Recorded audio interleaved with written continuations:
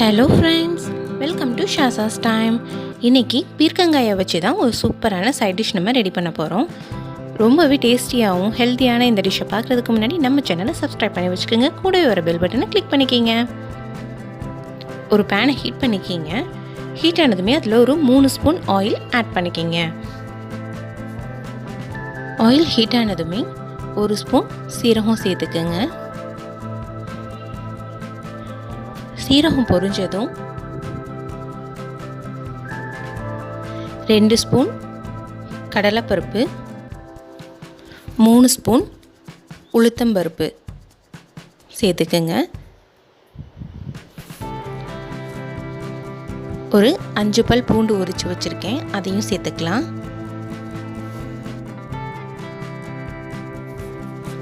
பூண்டு சேர்த்து லேசாக வதக்கிட்டு ஒரு 5-6 சின்ன வெங்காயம் சேர்த்துக்கலாம். கூடவே கொஞ்சம் சின்ன நெல்லிக்காய் அளவுக்கு புளி ஆட் பண்ணிக்கிங்க.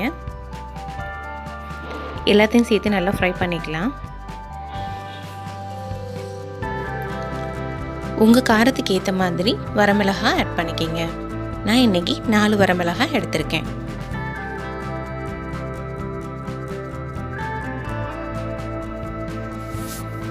இது எல்லாத்தையும் நல்லா வதக்கிக்கலாம்.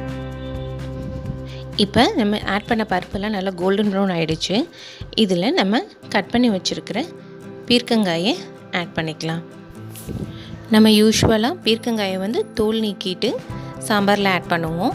தோலில் சட்னி செய்வோம். இப்போ நான் தோலெல்லாம் எடுக்கலை.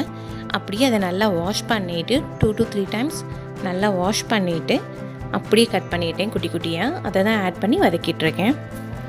பீர்க்கங்காயை நம்ம முழுசாக அப்படியே ஆட் பண்ணுறதுனால அதோடய ஃபைபர் கண்டென்ட் நமக்கு அப்படியே கிடைக்கும். ஸோ ரொம்பவே உங்களுக்கு ஹெல்த்தியாகவும் ரொம்ப டேஸ்டியாகவும் இருக்கும். அண்ட் குவான்டிட்டி அதிகமாக கிடைக்கும்.